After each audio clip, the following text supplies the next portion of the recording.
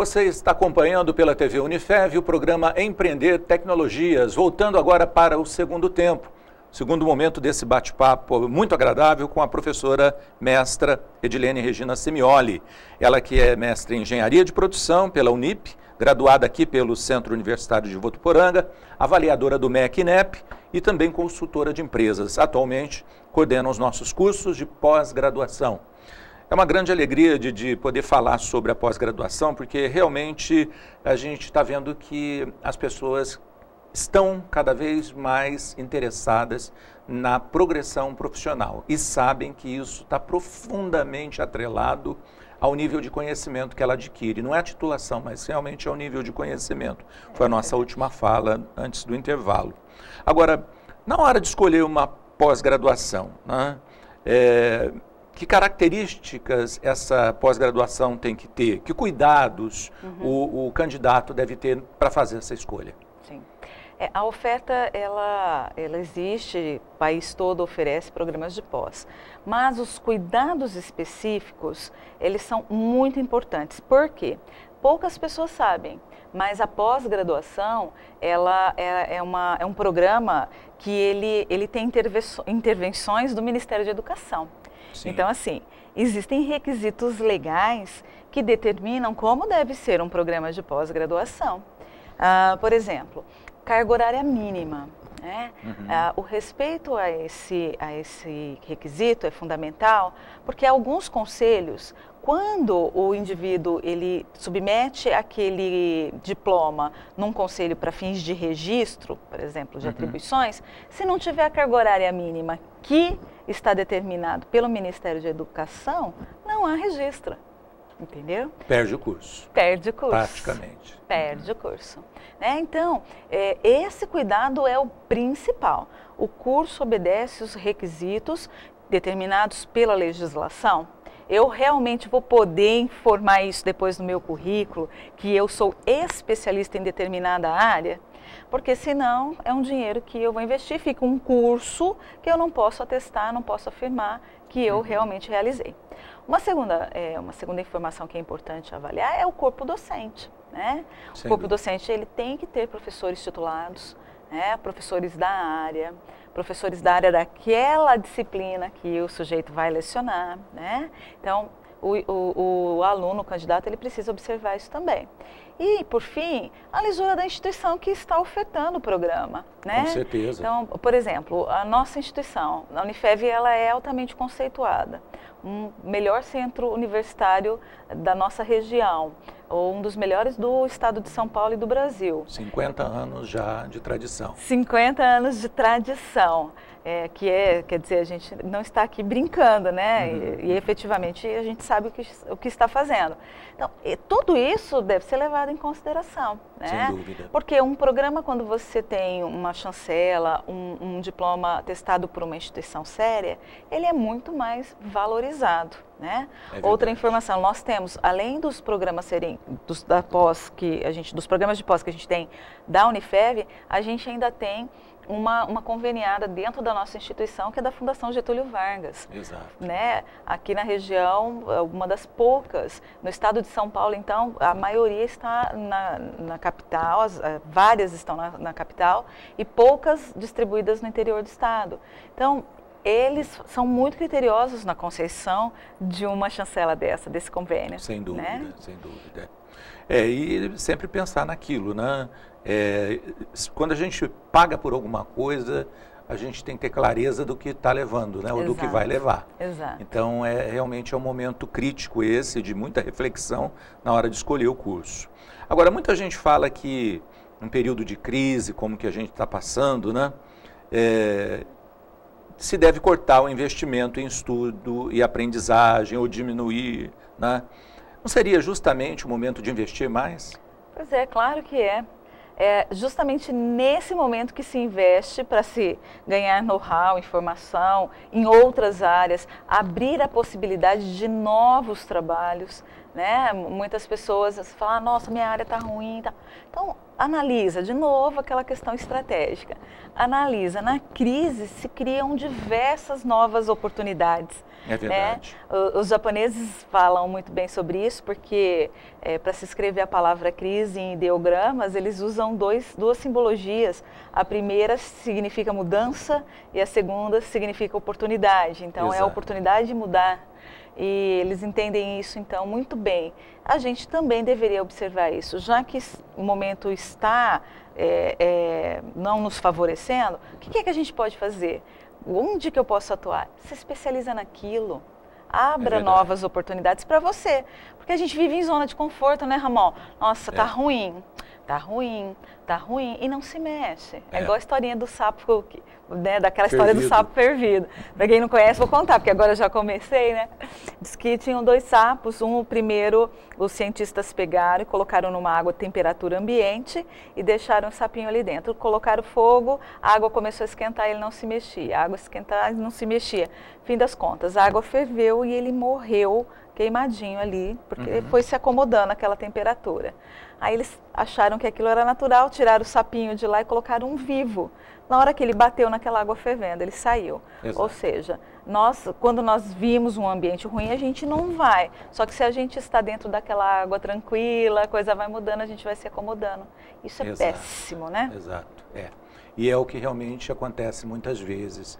É até cruel a gente dizer, mas quando a mão de obra, né, o trabalhador, o colaborador, ele vai obsolecendo pela falta de novos conhecimentos, de adaptabilidade, de flexibilidade, ele vai começando a se candidatar a ficar fora do mercado de trabalho. Claro. E uma hora de crise é uma hora de substituição, onde muitas vezes aqueles que estão acomodados há muito tempo acabam, né, deixando o ambiente de trabalho para que outros, com novos conhecimentos, nova dinâmica, conhecimentos atualizados, ocupem o lugar. Sem dúvida nenhuma. Então, realmente, hoje não dá mais para ser como antigamente, né?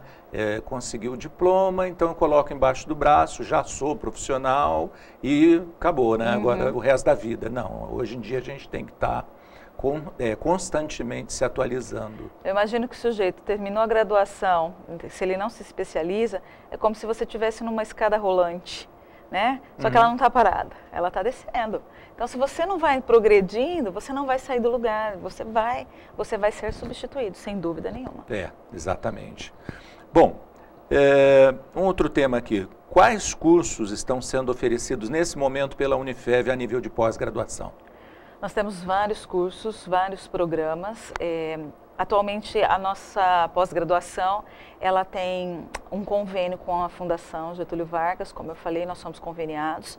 Então, nós temos os programas de MBAs, né, que são os programas de alta aplicação. Toda a aula, nós recebemos professores da Fundação Getúlio Vargas, que normalmente vêm do Rio ou de São Paulo. Acontecem aos sábados e esses programas, nós temos hoje um MBA em Controladoria e Finanças, um MBA em Projetos sendo ofertado, um MBA em Gestão Estratégica de Pessoas, um MBA em Gestão Empresarial, um de Agronegócios e um de Mídias, né? Para esses programas, nós estamos com as inscrições abertas, inclusive agora, e com início previsto para março. Nós temos também uma pós-graduação muito específica da Fundação Getúlio Vargas, que é uma pós em administração, que a gente chama de pós-ADM.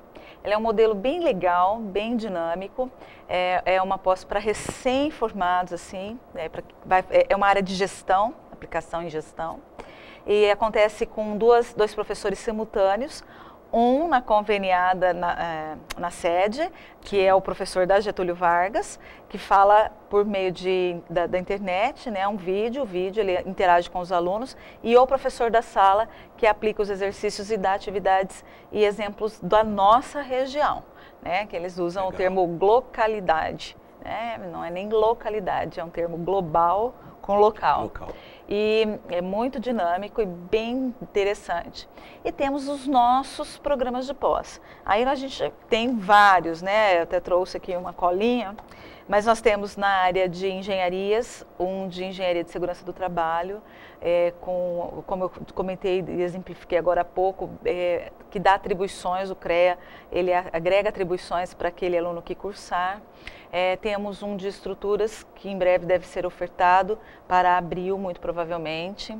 Temos diversos na área de saúde, diagnóstico por imagem, gerontologia, farmácia clínica, enfermagem do trabalho, urgência e emergência, UTI, a psicologia organizacional do trabalho, nutrição do esporte. Não posso falar todos porque eu vou acabar esquecendo algum, mas estão todos no nosso site. Perfeito. E em educação, de educação temos a área de concentração ensino superior, educação especial, e em direito e processo civil, processo do trabalho, direito penal e direito processual penal.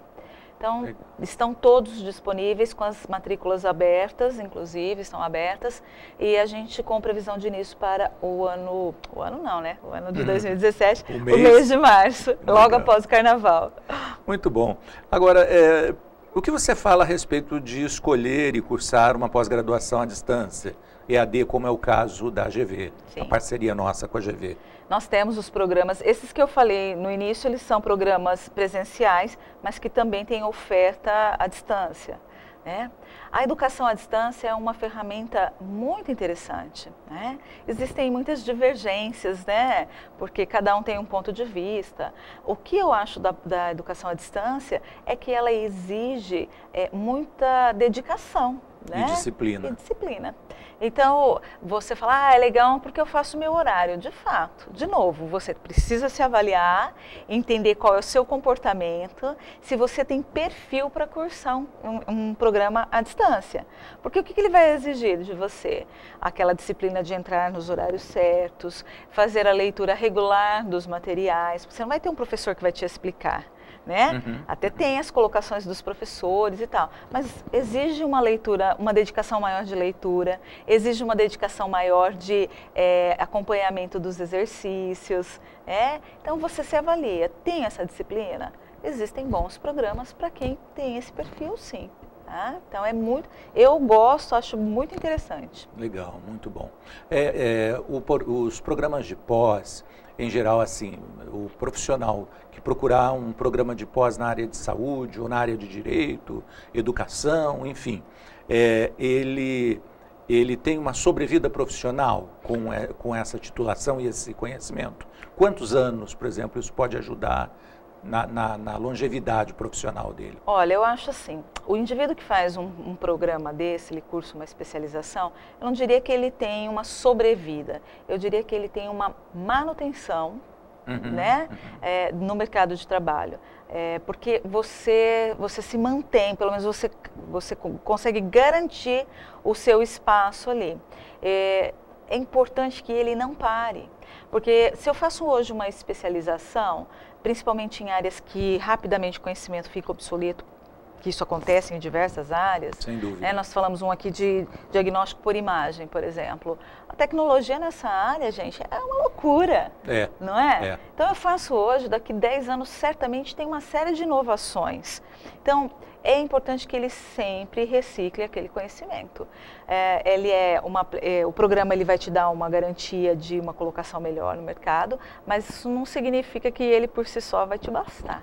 É importante sempre reciclar, é importante sempre buscar novos conhecimentos. Legal. Agora, a pós-graduação é uma exigência básica para aqueles que desejam ingressar, por exemplo, na carreira de professor universitário? Sem dúvida nenhuma. Hoje, o corpo docente de uma instituição de ensino superior, por exemplo, como a nossa, ele é composto por 3 profissionais, que nós chamamos de especialistas, mestres e doutores. Exato. Os especialistas são aqueles que cursaram a lato sensu que eu expliquei lá no começo do primeiro bloco, né? E os mestres e doutores cursaram também outro programa de pós-graduação, que é o estrito sensu.